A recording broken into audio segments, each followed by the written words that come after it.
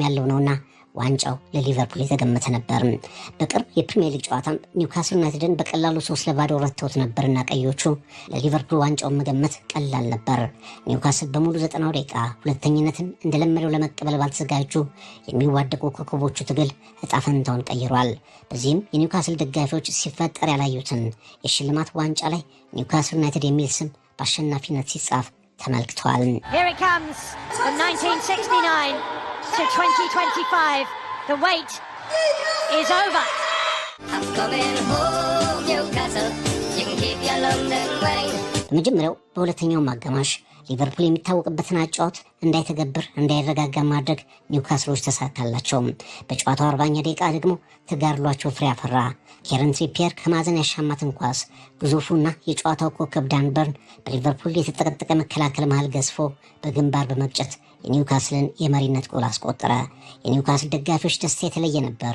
የተወሰኑ ደጋፊዎች በእንባ ጭምር ጎሏን ተቀብሏት ከክለቡ ተወዳጅ ተጫዋቾች ከራሳቸው የወጣው ዳን በርን የኒውካስልን ተጋድሎ በጎል አጀበ። Newcastle's giant defender, Geordie through and through in the last seconds of the first half. I'm coming home, Newcastle.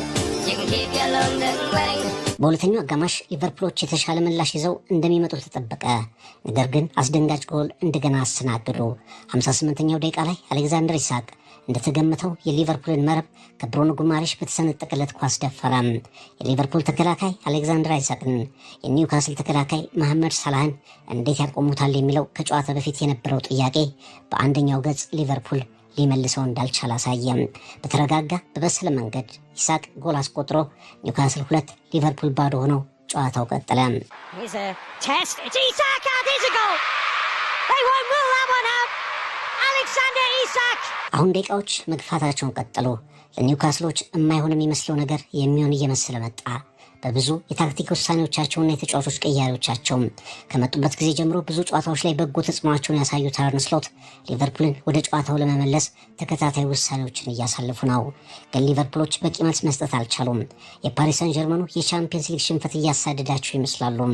እነሱ ዘንድሮ በማይታወቁበት መንገድ ጨዋታው ከቁጥጥራቸው ውጭ እየወጣ ሄደ መሰለ። እንደ ሊቨርፑል አይነት ቡድኖችን ፊሽካ ውስጥ ካልተነፋ ድረስ አይመጡም ማለት ዋጋ እንደሚያስከፍል የሚያውቁት ኒውካስሎች ደጋፊዎቻቸው አሰልጣኙ ኤዲ ሆው በጭንቀት እየተንቆራጠጡ የፍጻሜውን ጊዜ በሚጠብቁበት ጊዜ 93ኛው ደቂቃ ላይ ሊቨርፑሎች በፌዴሪኮ ኬይስ አማካኝነት አንድ ጎል አገቡ።